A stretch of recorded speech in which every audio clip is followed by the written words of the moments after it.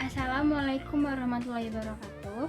Saya Amelia Rahma Muhafi dari kelas SD semester 4. Nama saya Twina Radifa Ganani dari kelas SD semester 4. Nama saya Syaura Farhani dari kelas SD semester 4. Nama saya Syalsabila Adia dari kelas SD semester 4. Nama saya Nurul Maulida dari kelas SD semester 4. Materi yang pertama yaitu peribahasa. Menurut KBBI, peribahasa adalah kelompok kata atau kalimat yang tetap susunannya. Biasanya menghiaskan maksud tertentu. Dalam peribahasa termasuk juga bidal, ungkapan, dan perumpamaan. Peribahasa adalah ungkapan atau kalimat ringkas padat berisi perbandingan, perumpamaan, nasihat, prinsip hidup, atau aturan tingkah laku. Bahasa mempunyai beberapa fungsi sosial diantaranya. Yang pertama, memberikan nasihat. 2. Pengamatan terhadap dunia dan keadaan. 3. Sebagai identitas pembicara dalam suatu kaum. 4. Memperindah bahasa cakap. Ciri-ciri peribahasa.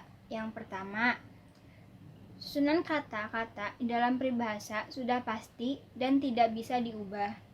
Kalimat peribahasa biasanya untuk memperindah bahasa atau bahkan menyindir. 3. Kata-kata dalam peribahasa biasanya teratur, mengesankan, dan mempunyai makna.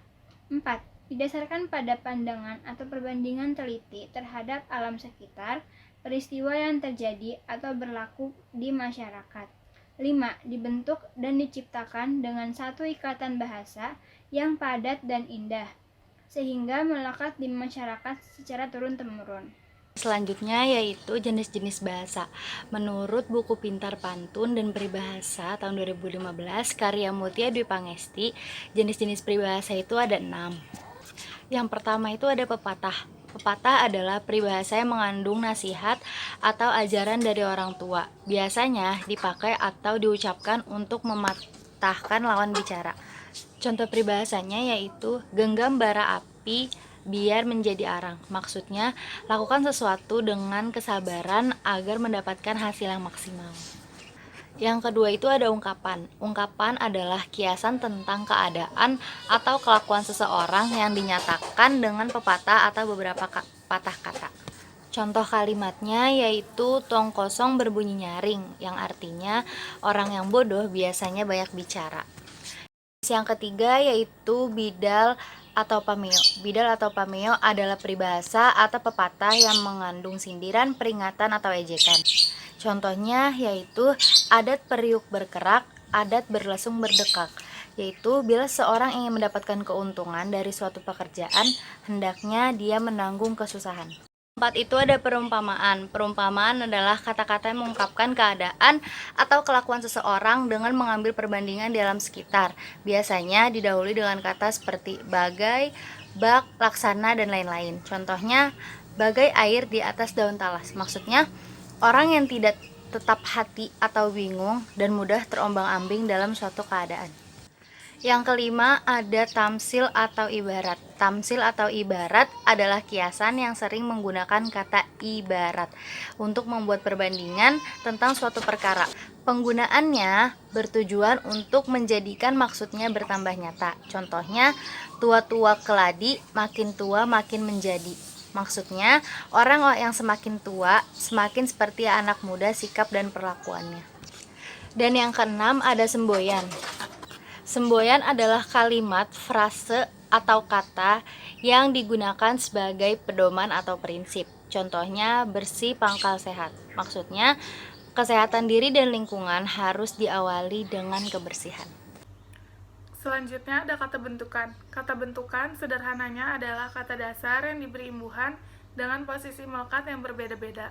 Bisa melekat hanya di depan kata dasar, bisa melekat di depan dan belakang kata dasar, dan juga bisa melekat hanya di belakang kata dasar. Imbuhan yang melekat pada kata dasar ini memberikan pemaknaan baru terhadap kata dasar. Kata bentukan memiliki beberapa istilah lain yang lumrah digunakan. Istilah itu seperti kata turunan, kata berimbuhan, kata jadian, dan lain sebagainya. Adapun contoh kata bentukan antara lain, yang pertama kata dasar agama menjadi beragama, keagamaan, mengagamakan, dan keberagamaan.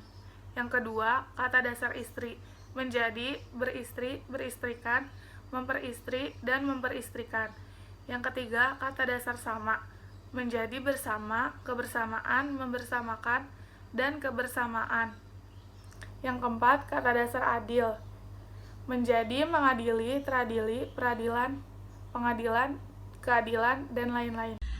Teks laporan adalah teks yang berisi penjabaran umum atau melaporkan sesuatu berupa hasil dari pengamatan, atau yang biasa juga disebut dengan observasi. Teks laporan ini juga disebut dengan teks klasifikasi, karena di dalamnya memuat klasifikasi mengenai jenis-jenis sesuatu berdasarkan kriterianya yang tertentu.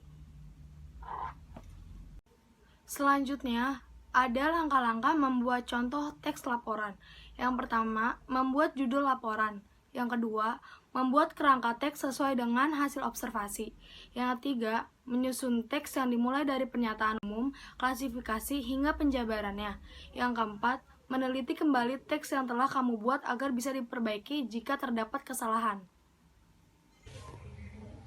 Kalimat rumpang adalah kalimat yang memiliki kekosongan di dalamnya, sehingga kalimat tersebut tidak memenuhi standar kalimat. Kalimat rumpang sengaja dibuat untuk mengetahui sejauh mana kemampuan pembaca dalam mengenali dan menyempurnakan kalimat. Kalimat rumpang berfungsi untuk menguji, mengukur, dan melatih kemampuan penguasaan bahasa seseorang. Contoh kalimat rumpang: adik membantu ayah ... mobil di garasi. Kata yang sesuai untuk mengisi kosongan kalimat tersebut adalah kata mencuci. Sehingga kalimat tersebut menjadi adik membantu ayah mencuci mobil di garasi.